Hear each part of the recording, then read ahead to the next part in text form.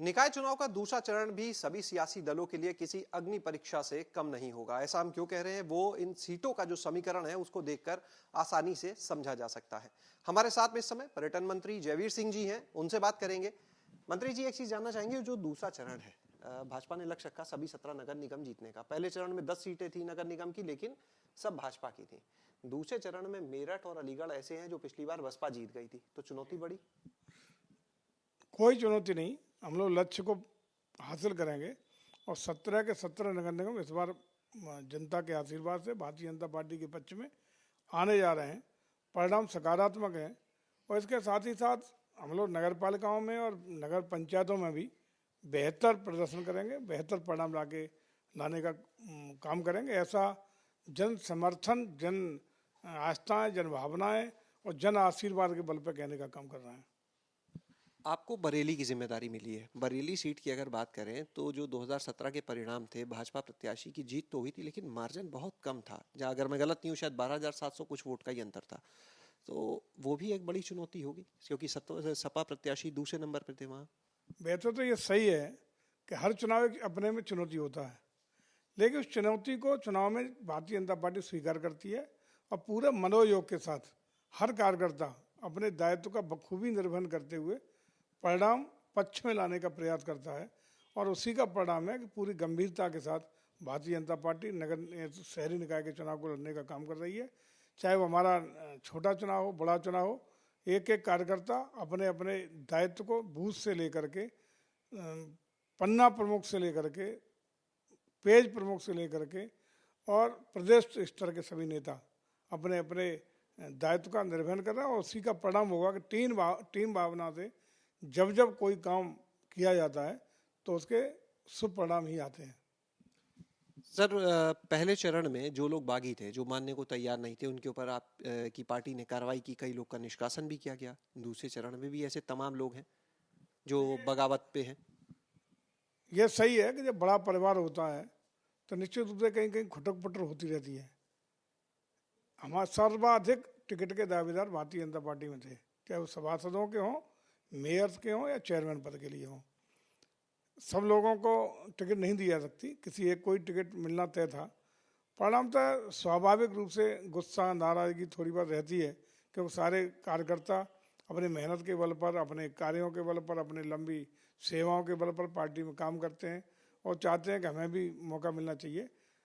लेकिन ये भी सही है कि अनुशासन पार्टी में रहना चाहिए और अनुशासन के आधार पर ही ये प्रयास होता है कि मान लो आज टिकट नहीं मिली है, कल को और कहीं समायोजित किया जाएगा। उनको मनाने का, समझाने का प्रयास हर स्तर से किया गया है।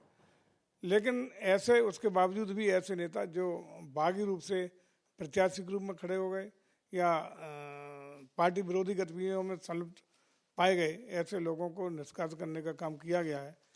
लेकिन कोई जितना बड़ा हम लोगों के पास एक कार्यकर्ताओं का समूह था, उसके सापेक्ष कहें तो बहुत थोड़ी संख्या में ऐसा हुआ है। ज़्यादातर कार्यकर्ताओं ने हम लोगों के निवेदन को समझाने बुझाने के परिणाम के आधार पर मने हैं और पूरी निष्ठा के साथ उन्होंने पार्टी के प्रत्याशियों को जिताने के लिए काम भी शुरू कर दिया है। ऐसा हम लोगों का मानना है और देखने में आया है। सर, एक आखिरी सवाल, अगर हम बात करें इस पूरे निकाय चुनाव की, तो एक तरफ मुख्यमंत्री योगी आदित्यनाथ, दोनों डिप्टी सीएम, प्रदेश अध्यक्ष जी, आप लोग खुद जितने मंत्री हैं लगातार ताबड़तोड़ प्रचार कर रहे हैं। दूसरी तरफ बात करें समाजवादी पार्टी की, तो उनके प्रदेश अध्यक्ष और नीचे के नेता तो कर रहे हैं, लेकिन सपा अध्यक्ष अखिलेश यादव जो हैं वो बहुत ज़्यादा प्रचार में आके नहीं दिखे। पहले चरण में भी बिल्कुल लास्ट मोमेंट पे कुछ जगह गए, और दूसरे चरण में तो हम देख रहे हैं कि 5 से 7 तारीख तक उनका कर्नाटक का ही दौरा है। उनका तो निकाय चुनाव से ज़्यादा कर्नाटक पे फोकस दिख रहा है। बड़े नेता हैं, उनको लगता है कि राष्ट्रीय पार्टी है। तो उत्तर प्रदेश तो विधानसभा चुनाव जब हुए थे 2022 को, आपको याद होगा कि मतदान से पहले ही उन्होंने अपने को मुख्यमंत्री मान करके सारी गतिविधियां और अपना व्यक्तिगत परफॉर्मेंस शुरू कर दिया था, कार्य व्यवहार एज चीफ मिनिस्टर शुरू कर दिया था। आज भी उन्हें लग रहा है कि कर्नाटक में भी समाजवादी पार्टी, यहाँ भी समाजवादी पार्टी फूफा हैं, क्योंकि राजनीति और सत्ता दोनों उन्हें विरासत में मिली है। तो धरातल पर आने में उनका विश्वास नहीं है, जनता के बीच आने का विश्वास नहीं है। विरासत की राजनीति है, अब कितना कर पा रहे हैं आप भी देख रहे हो, एयर कंडीशन में और एसी में बैठ करके राजनीति नहीं हुआ करती है। सर एक सवाल देखिए और आ गया है, द केरल स्टोरी फिल्म, बड़ा इसको लेके विवाद चल रहा है केरल में धर्मांतरण के मुद्दे को लेकर। जब प्रधानमंत्री जी अभी कर्नाटक गए तो वहां पर उनके प्रचार के दौरान भी उन्होंने इसका जिक्र छेड़ा, कांग्रेस पर निशाना साधा। देखिए निश्चित रूप से केरल फाइल्स में कुछ लोग माननीय न्यायालय में भी गए थे। न्यायालय ने भी उस पर प्रतिबंध लगाने से मना कर दिया है, क्योंकि ऐसे कोई अंश उसमें नहीं पाए गए जो आपत्तिजनक हों। चूँकि सच्चाई पर आधारित वो फिल्म है, इसलिए उसको प्रदर्शन के लिए माननीय न्यायालय ने अनुमति दे दी है।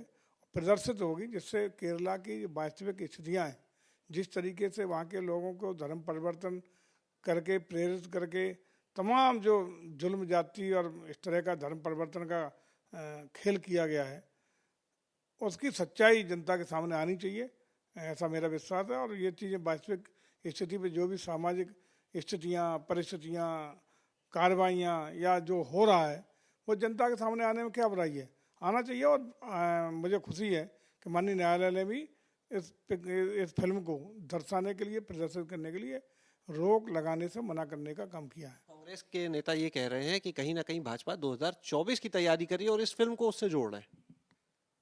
देखिए जो सच्चाई है, कोई भी हो, किसी भी घटना की हो, सच्चाइयाँ सामने आ रही हैं। द कश्मीर फाइल्स पर भी इसी तरह का हैतोबा बचाने का काम हुआ था, लेकिन सच्चाई सामने आई। इस पर भी सच्चाई सामने आ रही है। तो मुझे लगता है कि जब न्यायालय ने वो पूरी फिल्म देखी है, उसके बाद उस पर प्रतिबंध लगाने से मना कर दिया है, इसका मतलब सच्चाई से वाकिफ हुए हैं, उसको प्रदर्शन करने की अनुमति दी है। तो इसमें कोई फिर कांग्रेस को टिप्पणी करने का अधिकार नहीं है। बजरंग दल को लेकर बड़ा विवाद चल रहा है आजकल, जब से कर्नाटक में कांग्रेस ने ऐलान किया बैन करने का। देखिए कांग्रेस को संकीर्ण मानसिकता से काम नहीं लेना चाहिए। उसी का परिणाम रहा अब तक कहीं ना कहीं इस तरह के काम करके धर्म विशेष के लोगों को खुश करने का प्रयास कराया जाता रहा है, जो मैं समझता हूँ कि बहुत गलत है। बजरंगबली हम सबके आराध्य हैं, हम सबके देवता हैं और सबसे शक्तिशाली देवताओं में माना जाता है और जीवंत देवताओं में उनकी गिनती होती है। और उनके अनुयायियों को, उनके मानने वालों को अगर इस तरह प्रतिबंध करने की बात ये कांग्रेस के लोग करेंगे, तो मैं समझता हूँ कि ये केवल और केवल एक अल्पसंख्यक वर्ग को खुश करने का कुचेष्टा है, जो मैं समझता हूँ हिंदू समाज कभी बर्दाश्त नहीं करेगा। बहुत बहुत शुक्रिया बात करने के लिए। तो ये थे हमारे साथ में मंत्री जयवीर सिंह। कैमरा सहयोगी राजू के साथ शैलेश अरोरा, एबीपी गंगा, लखनऊ।